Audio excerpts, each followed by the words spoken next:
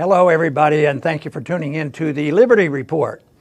With me today is Daniel McAdams, our co-host. Daniel, good to see you. How are you this morning, Dr. Paul? Doing well. Good. You know, the Republicans are really up today. You know, it's almost like they won next year or the end of the year in the election and everything. Because I was just on Stuart Varney's show, and he was sort of happy, and the Republicans at the station were very happy. And it is a major disaster, I would think, that whole primary caucus, the way the Democrats ran it. And maybe it's just a reflection of the ineptness of interventionists and do-gooders and planners, because it didn't go well. But it did bring back memories a little bit, and you may remember a little bit too. You know, yeah. I'd run for president a couple times. And I didn't win, fortunately. But especially in 12, I remember, because we had built up pretty good support, and we were doing very well in Iowa. And the truth is I didn't pay a whole lot of attention to these numbers, because I thought, holy man, I've done as well as any one of those Democrats have done this one. But anyway, on the night of the caucus, they measured things differently. As they walked in, there was a straw vote. And that could be accomplished in an hour or so. You know, all these caucuses meeting, but everybody made their initial commitment, and they had a straw vote, and then it was reported, and it was usually out in a couple hours. Mm-hmm. Well, they changed the rules, and they had to go through the caucus process. And I'm sure you were aware that how many steps they have to go, and eliminations and revote and all this, and paper ballots, and very, very confusing. So that's a big difference. But I remember that night well, because they said, well, it looks like they're going to give you third place, in it, because Romney won and Santorum was second. But Santorum was close. Close to first place, close to beating Romney. But maybe the organizers were in favor of Romney, because there was a bit of a contest. Santorum said, no, I did a lot better than this. I want to recount. So after the big news was out and Romney got the big push, the next day they came up with a new number, and they say, really Santorum won by a dozen votes, real close. But then he got to use that. And but the end of the story is that we followed through. The straw vote was important, but we did everything we were supposed to do. We had a good organization, and all the way up to the convention. And we essentially had all the delegates, except for a few that we had to give away. Yeah. But so we really won Iowa. But I don't think there's a person in the country who would say, oh, what are you guys talking about? So it's happened before. I think this one is messier and has more significance. I think it reflects the fact that the Democrats they don't have a message. They have a lot of negativity, and they can't combat with Trump. Trump is there trying to kill the messenger. His message is too powerful. So that they came up, and I think all interventionists end up this way. But it's especially bad now. I think there are a lot of problems. The Democrats are just floundering around, and they don't have a message.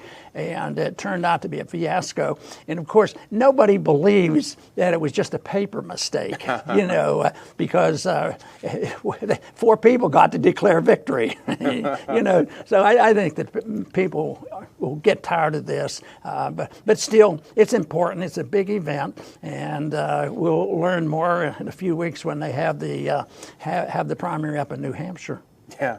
Well, you don't share very much with Bernie Sanders, despite what some people may think, but he has and has had, and you had and have very passionate backers and supporters, and you're also outliers within your own party. So I think what you do have in common is it looks like you've both been ripped off a couple of times right. in our so-called voting system. But the funniest thing about this, and over and over again we say we're not Trump fans, and I find myself nauseous when he talks about, aren't you sick of winning yet? But you just can't help but think, how could he have created something? And I'm sure most of our viewers have seen his tweet, but it's just, this falls into his lap. Here's Trump on the Iowa fiasco. The Democrat caucus is an unmitigated disaster. Nothing works, just like they ran the country. Remember the $5 billion Obamacare website that should have cost 2% of that? The only person that can claim a very big victory in Iowa last night, is Trump. Yeah, right. I just thought of something as you were talking, that one other very, very popular president had his training in movies. Yeah. And that, of course, was Ronald Reagan. And his whole goal in his life, in his personality, was to be friendly and likable. And he achieved that and became a good politician at this. And fortunately had leanings, and at least polite toward constitutionalists and libertarians. Yeah. So, but now we have a president that was trained in the modern age of TV, Yeah. and I have to admit, I never saw one of his shows, but his training must have taught him a lot, because he certainly knows how to appeal to the average person. Yeah. So I think there's a little contrast there, or a similarity between Reagan, where they got their training. Yeah. But I think the caucus last night is a reflection of total incompetence by the Democrats, and of course that's what the impeachment is all about, incompetence. So it isn't just Schiff and Nadler; it's pervasive, because in a way I think. I think so much is bankrupt in Washington on both sides, but especially the Democrats. They are bankrupt intellectually, and it has to be a personal fight. Do they ever go after Trump because he says one thing about bringing troops home and then he sends them anyway? Yeah. They don't care about that. Do they care? There must be one fiscal conservative in the Democratic Party or the Republican Party, but no. The spending keeps going on and on, so it's this way is happening, and the Democrats have nothing else to do. Yeah. And they thought in this last couple of years, matter of fact, they sensed what was coming, so they started impeaching Trump before it was legal, before he was even president. Before he was president. But that is a reflection of the dissent that occurs when government has too much power, and the contest isn't over over going to war. It's just who gets to direct the troops and who directs the money and where's the money being spent, and that's what it is. And when it overwhelms you, at least Trump has the brains to say the right things for people that know that you should have less taxes and less regulations, and you should bring the troops home, but this sort of thing. So I think what's happening there with the Democrats is a reflection of a sickness in this country, and I look at it as a form of moral and political and intellectual bankruptcy, and we're going to see more in this. I'm afraid this type of attitude, because the Republicans are going to have to answer back, and socially, the grassroots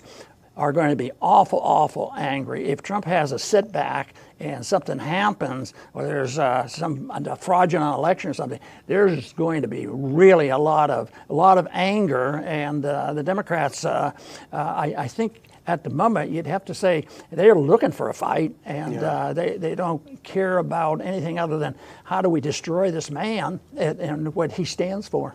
Yeah, and without any other options. Well, we're stepping back a little bit. We're now 12, 13 hours at least after we should have known the results, and we don't. Yeah, right. And I did a lot of election monitoring, and whenever that happened, we always knew something fishy was up, something was going on. But apparently, an app. A mobile phone app that was supposed to make everything super high-tech didn't function properly, and that's why the reporting was wrong, and that's why everything is gone. We have a couple of tweets just to kind of go back over what happened a little bit, if we can put up the first one if we have it handy. Here is the chairman of the Democratic Party, just a couple of days before the Iowa caucus. For 3 years, we've been preparing for the process that officially kicks off tonight in Iowa, the Democratic presidential primary. Today, our chair, Tom Perez, reflects on the reforms we've made to make this the most transparent primary in our history. Better get rid of that one. Let's go on to the next one.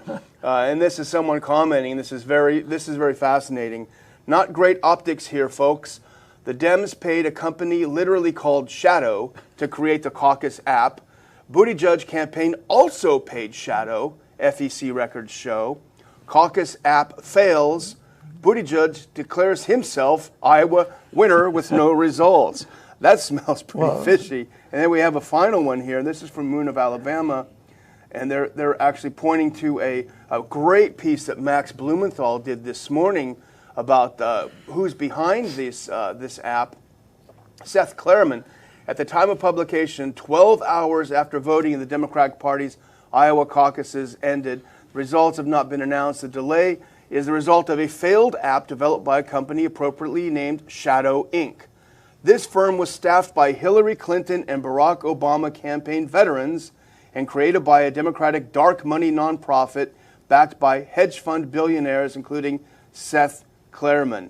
This is really fascinating, and this may, because Bernie was surging this past week, and some of his internal polling suggested that he was a real clear winner, and then all of a sudden, all of these Hillary people come in, and there's all kinds of problems. So it does make you wonder a little bit. It sounds like the more things change, the more they stay the same, and especially in politics.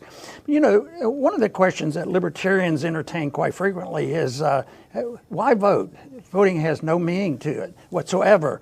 And sometimes when you look at that crowd there, let's say for some reason the Democrats destined to win this presidential race, and you look at those individuals who are running, it's almost like, who's the smartest? And Buttigieg, they say he's pretty smart, and evidently he's an insider too. Yeah. So it's really a corrupt system. And then people will ask me, well, if voting seems to be so worthless, why did I get involved? Mm-hmm. And of course, I got involved with the idea that I don't think I could shake it loose and get enough people to even start thinking about limited government.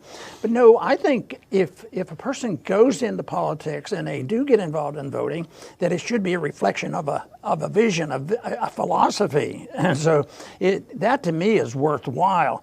But there are a lot of shortcomings on the voting and a lot of corruption. I was early in my career, I lost an election, 200,000-300,000 votes by 8 votes, and of course we could never settle it. But voting, if it's honest and you have an individual has a message, it's not. The other thing is use of violence or intellectual contest. To spread a message and get people to understand and put pressure on the politicians, because a lot of them are there, don't have much of a belief. They're there just to stay there and have a job and have the prestige of it. So if they sit back and they allow us to go to war in Vietnam and never fight it, when it becomes popular and insane that we're there, and the people finally speak out, the Congress, usually reflects it. So the philosophy of a country is very important. But the voting, I would think if you look at that crowd, it's not much of a choice with those Democrats. Why vote for one of them? Because they all seem the same. Some a little bit more crooked than the other. But philosophically, who's the most violent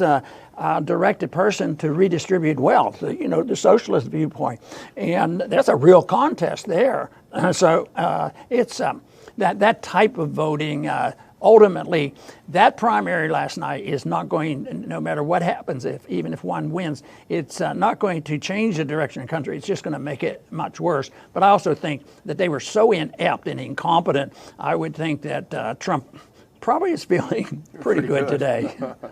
Well, yeah, if you look at the foreign policy, we ran a piece on RPI about Warren's extremely hawkish foreign policy team, very pro-war. We know Buttigieg is very, very pro-war, very hawkish. So you're right. What's the point of voting, really? There are no, except for Tulsi and to a degree Bernie Sanders, there are none of them that want to change our foreign policy at all. But so we're thinking about what could have happened. First of all, it could be a conspiracy to thwart Bernie Sanders. They did it in 2016. They may have done it again, and I've outlined it pretty well. The CEO of the company that developed the app, he worked for Hillary Clinton. The company was also paid by Buttigieg's campaign. It reminds me of CrowdStrike, remember? They're the ones who discovered that the Russians hacked the 2016 election. It turns out they were paid by Hillary Clinton. So that's one option. The second one I think you're leaning toward, and it's a pretty good guess, is total incompetence. Keep it simple, stupid. You don't need all these apps, and you have maybe older folks who aren't that handy with apps. That's the second possibility. And the third one that I would throw out, and maybe it's a combination of all three, Dr. Paul, but I think it's also believing your own propaganda. For 3 years, the Democrats have been convinced that Putin is stealing our elections and that Trump is paymaster, and they're working together to subvert our democracy. And here's something from the Des Moines Register. Here's one of the problems. they never tested this app. They never did a dry run. And the reason was because they were terrified of the Russians. The Russians were going to hack it. Here's what Des Moines Register said. At the reports of Russian hacking attempts of the 2016 primaries, party leaders are taking unprecedented precautions to protect against cybersecurity breaches. So they never tested the stuff because they were sure that Putin was going to come in there and, I don't know, do what. But so maybe it's a combination of the three. Well, I think both sides, Republicans and Democrats, are all interventionists and authoritarians, and in some way, to some degree, they believe in lying and cheating and stealing. You know, Republicans do that too, and killing, whether it's war or elsewhere. But this whole thing on Trump is fascinating because it's over and above that, because the hatred came early, and I think it was because Trump was able to challenge the status quo and actually appeal to those of us and others who didn't like the deep state, and the questions remain on that. So there was and I think it was Trump's success overcoming that and getting elected, and then accomplishing, at least according to his speeches, a miraculous, recovery and all this thing. And I think it started with jealousy, because it's a contest over winning and conniving and cheating and all this. And here, Trump comes out ahead. I think they're very jealous of him. But then what I think happens is, who put him there? And it had to have been the voters, and had to cheat in the votes there. So we hate the people, starting with Hillary. We hate those people that voted for him. And so I don't think it started with all of a sudden, if they wanted to hate Trump, they should have hated him when he was on TV or something. But no, the people they directed the hate toward the people who voted him, and of course that went over. I think the hate toward Trump came secondarily, but I think they're jealous as all hate. Because he's being measured by their terms. I mean, what can you imagine what the Democrats would be saying if they had as many successes as Trump has had? Exactly, but they still refuse to learn the lesson from that and put someone that's, that can take him on. I think about someone like Tulsi Gabbard. Can you imagine the two of them in a debate? Boy. It would be tough because she would say the things. Hey, you said you were going to do this and you didn't do it. You're going to bring the troops home, you didn't do it. What are you lobbing bombs over in Syria for? She would have really had him on his back feet, but they don't want any of that. They'll do anything to stop that. But I guess our time is getting close, so I would just close by saying, by what rights is the U.S. the world arbiter of democracy and voting? We can't even, and this is not by any stretch of the imagination the first time something like this, a fiasco like this has happened. Over and over and over. Our voting system is dirty. It's terrible. Yet, we'll go to Venezuela and tell them that, they got it wrong. We didn't have anyone on the ground, but you guys got it wrong. We'll go to Bolivia, you guys got it wrong. Egypt, you guys got it wrong. Ukraine, you guys got it wrong. Your voting's terrible. So I think the world is going to wake up and see, and they're going to laugh at us because we think we can go around telling everyone else how to put on elections when we can't do a decent job ourselves. So there's a big problem. Just before we went on, I was reading Colonel Pat Lang's on his site, Sic Semper Tyrannis, and he had a good piece about how the Democratic Party really is imploding, and it reminds him of the Whig Party in the U.S. in the 1850s. So this may be the ultimate outcome of the fiasco we've seen tonight. We'll wait and see, Dr. Paul. Right. And for us, it's an overplay on the word democracy. Democracy is what we have to have and what we want to spread. And that's why we have a foreign policy to spread American democracy, freedom, and liberty. And at the same time, now that it looks like democracy in this country is failing, people will look at this last night, democracy is failing. But they're so rare that do we hear the individual who says, we don't have a democracy. It wasn't in the Constitution. Democracy is dangerous. It's the dictatorship of the minority. If you care about minorities, you don't want democracy. That is not a discussion. But right now, we fight wars to spread democracy, and now we're fearful, and you'll see it in the papers all the time. We're not going to be a democratic system anymore, so and so. But it's easy to sort it out because there are some good aspects of what people visualize with democracy, at least if you had fair elections. That's why you have to minimize that. And the only way you can minimize the importance important of elections is to minimize the power of the government. I sort of like the executive branch of Switzerland to be more of a model than the model that we have for a strong executive, a world empire, and telling other people what to do and bankrupting our country. So I think the others, the other goals set up by our founders in the Constitution, that of emphasizing personal liberty and limited government and local government, is a much better setup than what we have today. I do want to thank everybody for tuning in today to the Liberty Report. Please come back soon.